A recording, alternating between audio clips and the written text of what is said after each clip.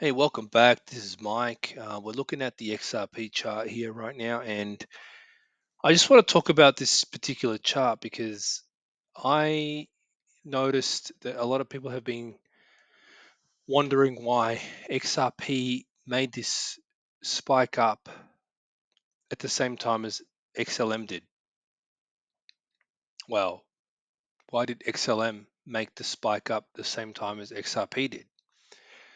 Now, for starters, I just want to say that I don't really post much lately because I find that I don't really want to post anything unless there's something really interesting to talk about. In other words, I've gone and just changed how I post because I suppose once you get to know the waves, you kind of just look at them and say, that's not worth posting about. It's not worth posting about. Not worth posting about. And you keep doing this. And I suppose, like, if you want to really post something worthwhile, you gotta have some kind of talking point behind it, and you can have like you know some kind of point of reference that you can sort of say, yeah, this is the reason why, and you know it's an inflection point, right?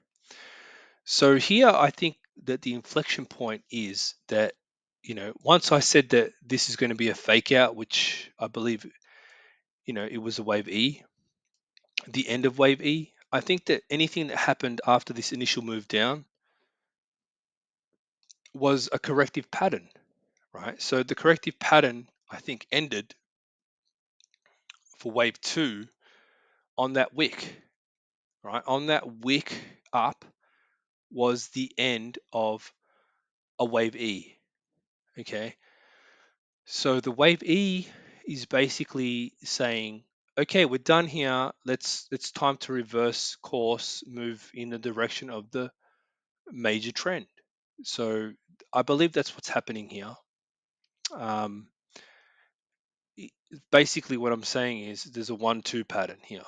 So what we're going to see next is a down movement, right?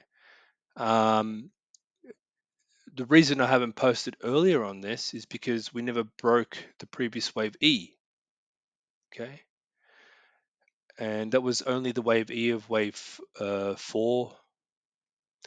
But the wave E that we really want to see is the one down here, which is the wave E of the larger pattern, wave 2.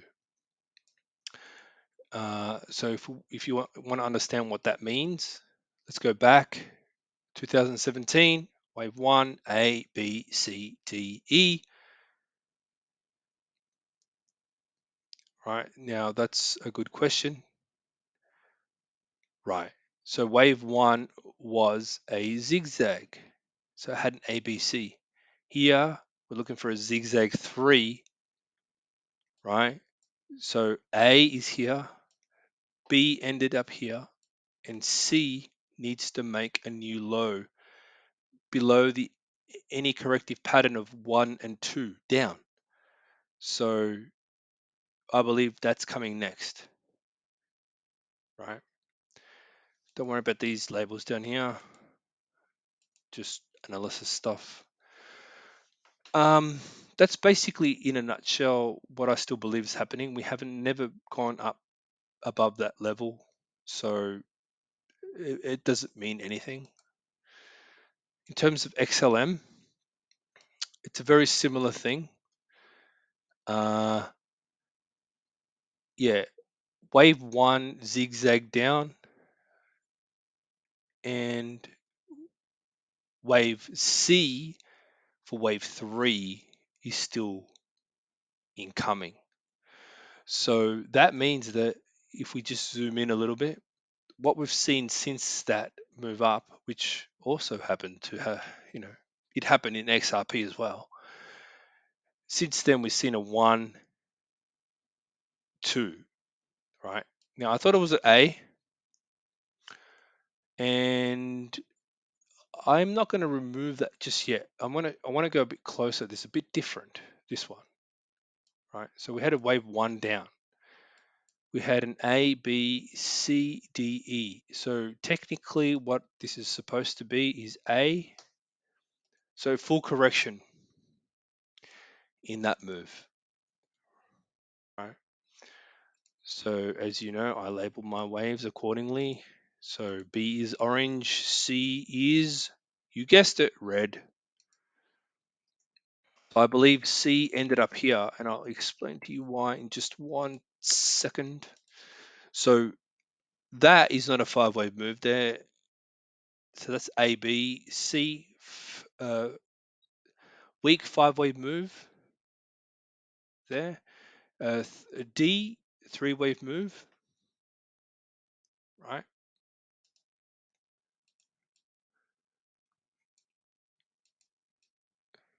D, right there. It's always blue. You see, you can watch me through the ages, and I will not change how I label things. That's the one thing you can basically bet on here. Okay, so that was an E wave on its own in XLM. Now, when people say what it's eerily similar, like stunning correlation emerges between XRP and XLM, what's going on, right? If you didn't see this article, right? Some analyst said this stuff here, you know, if you haven't seen that. The point is that it's not the same waves, but it's heading in the same direction. And I believe that's a 1 and a very short and sharp 2, which doesn't surprise me uh, because, I mean, I'm expecting a lot of choppiness at the lows. Like, I haven't really given this view my opinion. Like, in my mind, I visualize these patterns all the time. But if I had to say anything about that long-term pattern for uh, this particular move, it'd be definitely choppy at the lows. So wave 3 probably be choppy at when it breaks down below the white dashed line right there. I would say that it would definitely cause a lot of confusion and it would chop around that area because that would be wave 3 zigzag down, right?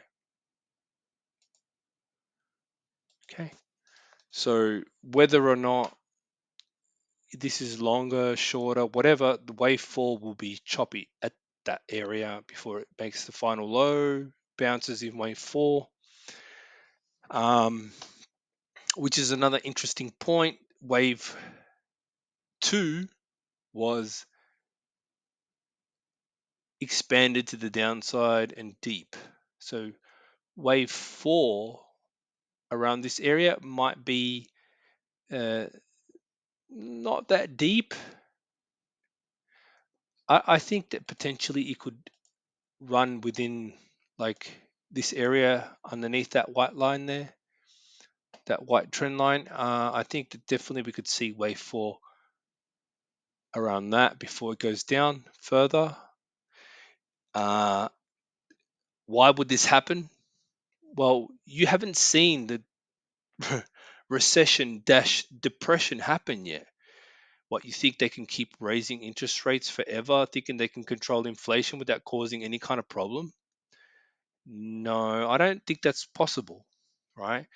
Now, if you even stay tuned on my channel, very soon I'm going to reveal to you something that I've been thinking about for a long time. Really being very careful here. So as I mentioned before, I have really just started to triage every idea and thought that comes into my head and say, don't just post that just because you thought of it.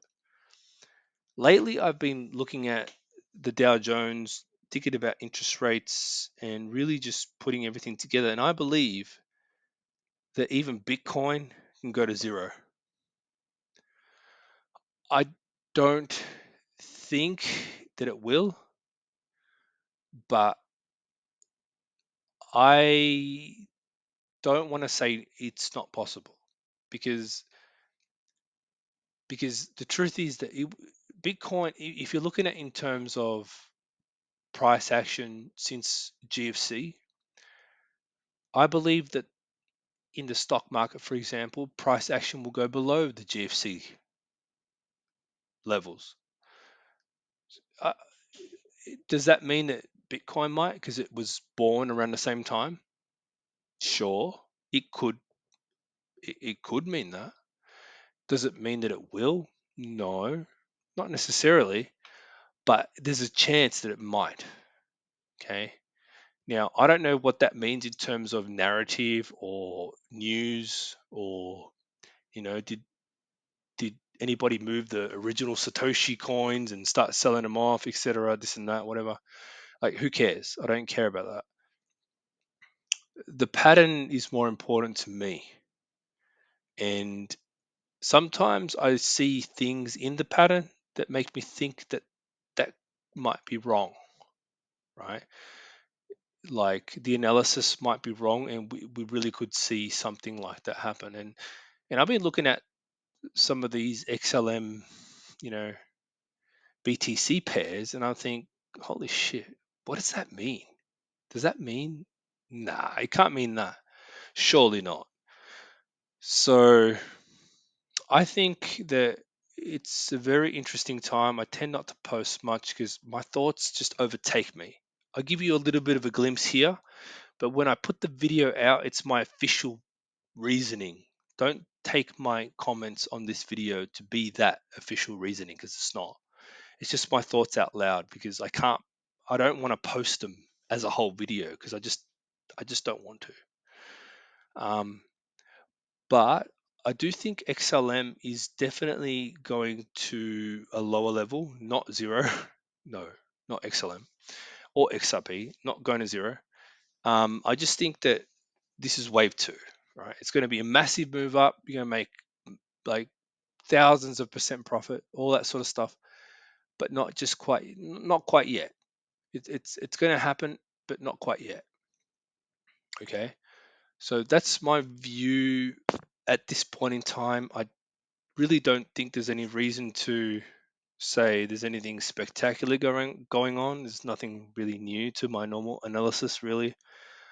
In terms of Bitcoin and the markets, well, I think there really is going to be a big shock coming.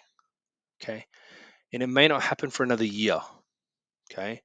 Now, previously I was saying year and a half, but now we're getting to the end of the year. It's about a year. I reckon the US elections at the end of 2024 is going to be a very pivotal point in time where we're going to see, psychologically in the markets, you know, a lot of movement. Once we get to that point, I don't want to say that we're going to see tumultuous times, because everything's kind of been a little bit slow lately. But I think that it will eventually come to a crescendo where things will turn for sure. And you will go from one trend to another, slow trend to a sharp trend. And, usually that means, it usually means the end of a corrective pattern. So if you're looking at a wave E that's coming in the next crash, it's going to be sharp. It's going to be sharp as hell, and the bounce will be just as sharp. So it's going to be like a very important time to have your dry powder ready to invest when everybody is selling at the lows, basically. So keep an eye out for more videos. I only post when I feel that it's absolutely necessary. I've changed how I view things. I've grown in that respect. So you're either in or you're out. If you're out, just leave. If you're in, welcome.